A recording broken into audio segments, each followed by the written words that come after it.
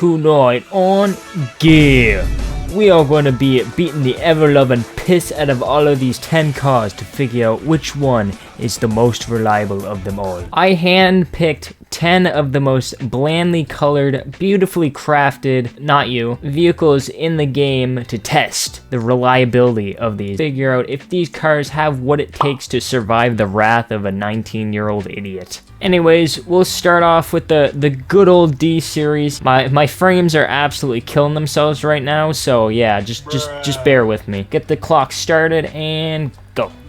I have no clue why I selected the open diff version. I'm going to need a welfare check after this video. Just hold it, pedal to the metal, let that gas flow, let those tires spin, and let that engine temperature rise. Oh shit, alright, no big deal, we're good. We might not be good.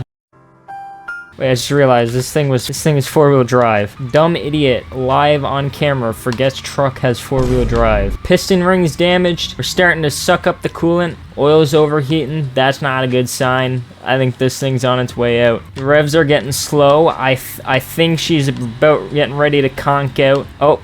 Starting to knock, engine dead. 3 minutes, 14 seconds. Honestly, that is really good. America, you make some pretty good engines. Next up, we got the first thing that comes to mind when you think of reliability. We have the Honda Civic. The Honda Civic might not have the power, but it does make up for it in reliability. But is that also true in BeamNG? We're gonna find out. Start the timer, and let's get going. Honestly, I think I'm just gonna drag the rear e-brake the whole time. Sick front-wheel drive drifts. Who say you can't drift front-wheel drive? Honestly, I think they should have a Formula Drift front-wheel drive edition. I'm gonna be honest, this is surprisingly a lot more tolerable than the D series with its open diff. God, I feel like a high school kid e-brake drifting his car in the parking lot. For only having 77 horsepower, this thing does love to spin its 145 wheels. I have no clue. Oh, take this thing out on the road, see what it's got.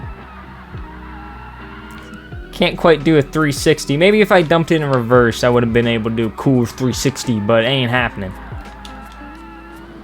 Oh, backed into a telephone pole. That'll buff out. I'm a bodywork professional. That'll buff out with a little bit of Bondo. Piston rings damaged. Revs are getting a little bit low. Oil is overheating. That ain't a good sign. I think we're on our last legs. I think this thing's gonna conk out any second. One more reverse to first. We gotta keep it on the road though. You can do it all civvy. It wants to go this way for some reason, so I'll give it its wishes. Its last wishes on its deathbed. Come on.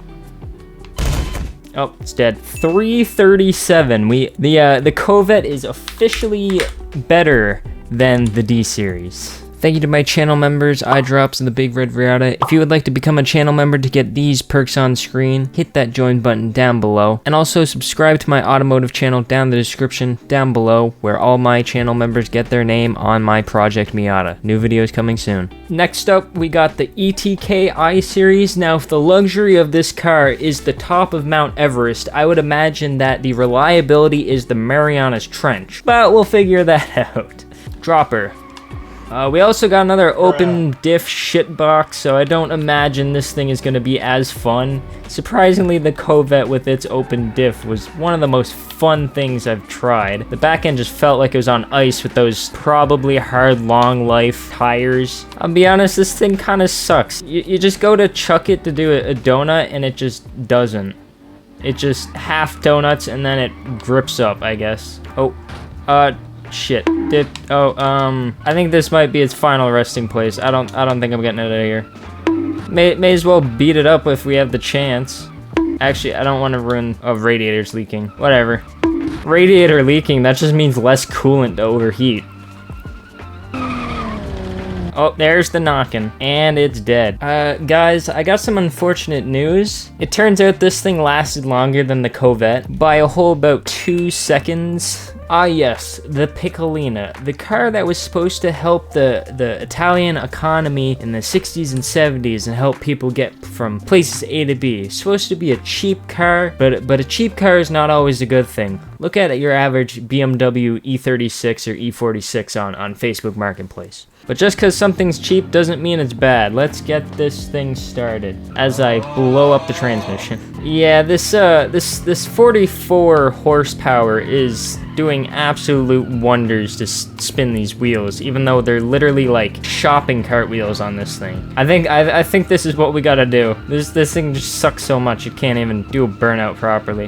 Got that reverse burnout, baby. Our coolant is already boiling. I might boil some pasta in this Italian marvel of engineering's oil pan.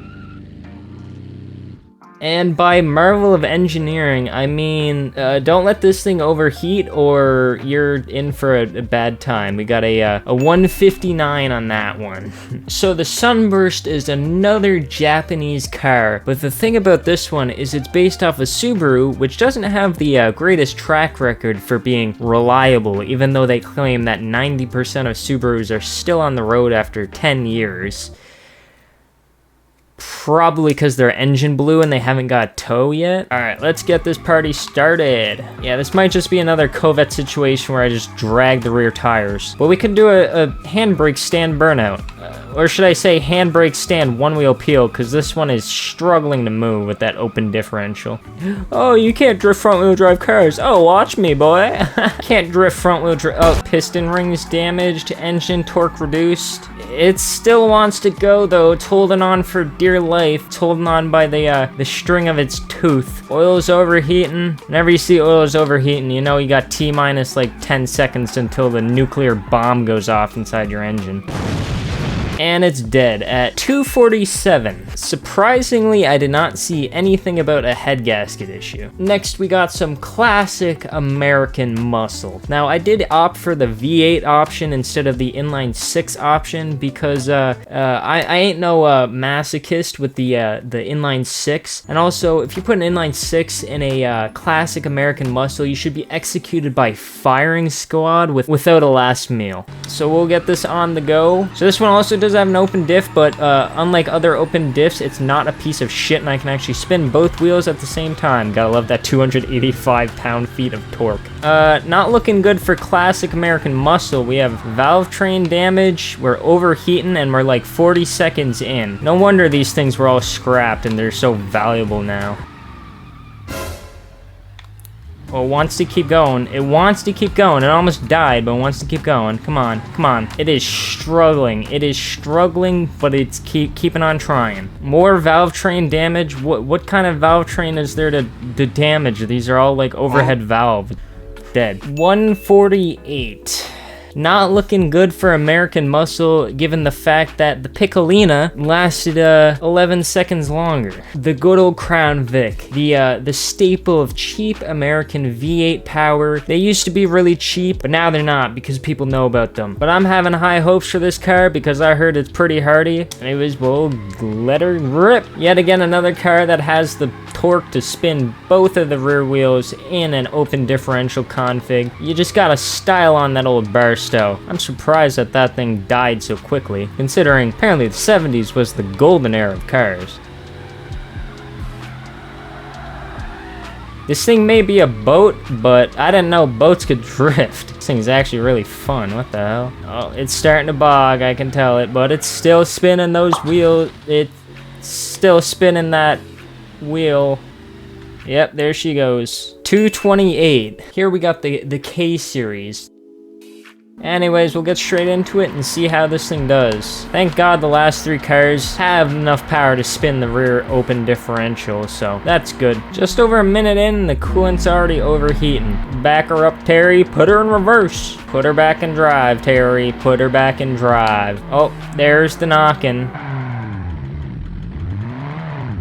And she's dead. 207. Next up, we got the staple beamng supercar, the Bolide. I still have not got confirmation on how to say this goddamn car's name. Somebody please let me know with the pronunciation. And let's go. More or less, even though it's based off of Ferrari, this thing is pretty much built like a Viper because it tries to kill you at just about every single corner it can. Piston rings already damaged, oil is getting consumed, engine torque is reduced. Not looking good for the good old Bolide. This thing could have used a beefier radiator from the factory, but you know, it's a Ferrari, it has to catch on fire. It is holding on though, I will give it that. It is very much holding on. And there's the knocking. This engine has mere seconds to live. And by seconds, I mean about 2 of them. So that one got a 154. Next up, we got the V6 Bastion. Although it's a V6, it does have good power numbers. Anyways, drop her in gear and let those rear tires spin. You know what? This thing actually springs pretty good for a V6. Although it does have that V6 exhaust note, which you can't get away from. Roll back, keep her going. Oh, piston rings. Yikes. It's holding on. Not well. It's not holding on that well. Oh, there's the knocking. Or it's just the Hemi lifter tick in your V6. Another 158. Alright, now that we officially have a graveyard of dead vehicles on an industrial site, we can go over the standings. Number 10 is America with the Barstow at a 148. Italy with the Bolide at 154. Number 8 with the Bastion. Italy at a 159 with the Piccolina. At number 6 with the K-Series at 207. The Grand Marshal at number 5 with a 228. The Sunburst at a 247. And finally, the top 3 contenders. Number 3 is America with the D-Series at 314. Number 2 is Japan, the Covet, and a 337. And number 1 is Germany. I really doubted the I-Series, but it took the cake in this test at number 1. Hats off to Germany for making a good car. Thank you so much for watching. If you guys did like this video, do leave a like and subscribe. Consider becoming a channel member. Join my Discord down in the description down below. On the top is my latest video, and on the bottom is a featured video, and on the right you can click my channel icon to hit that subscribe button. Thanks for watching, and I'll see you guys in the next video.